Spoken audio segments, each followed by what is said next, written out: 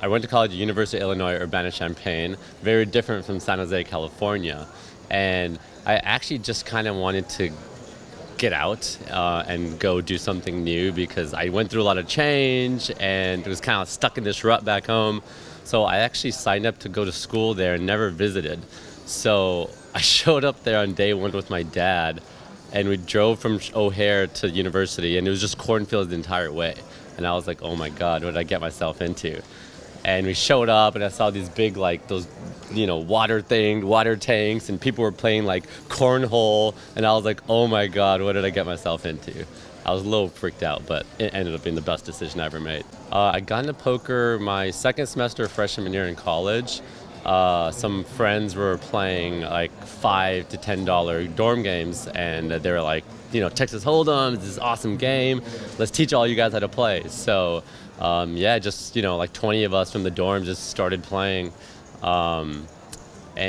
Quickly I was looking for bigger stakes. I was like, this is a cool way to make money. So I found a $20 game, started going to fraternity games and stuff like that. Eventually I couldn't find a big enough game, so I started my own game.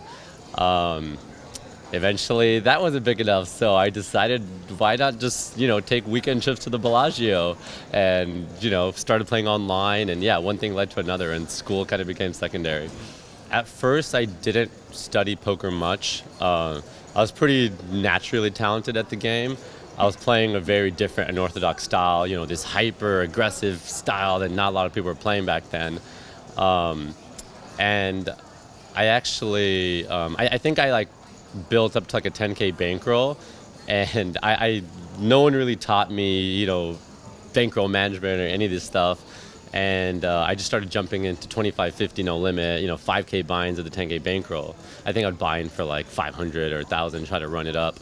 And in a week, I ran it up to 170,000 playing. I was even jumping in 100, 200, no limit, which back then, these were the biggest games that existed. And I had no idea who I was playing against. Apparently, I was playing against, Ram Vaswani, Prahlad Friedman. Like, these were like the best players on the internet at that time. And I was just this fearless kid who, was just like, I can hang with these guys. I had no idea. And I think because I was naturally talented, I was able to win a lot of money. But because I didn't have education, I had a lot of fundamental leaks. And it was just a matter of time before, bad bankroll management, you're going to hit zero, which did eventually happen. So yeah, I made that 180K. It was this big celebrity at school. It was in the newspaper. All these kids started playing poker because of me.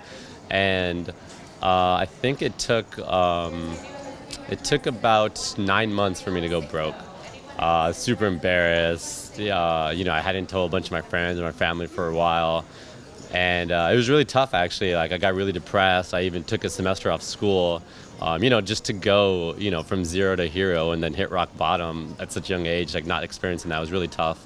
But it was actually the best thing that's ever happened to me, because I learned so much from that experience, and being able to climb back out of that gave me the confidence that like I can do anything, like I hit the bottom and I was able to climb out and do it all over again, but do it the right way. And since then, never been broke. I spent some time like visiting a school counselor, and they actually had some pretty good advice. First of all, they were just like, when you go through an event like this, like your confidence is just completely shot.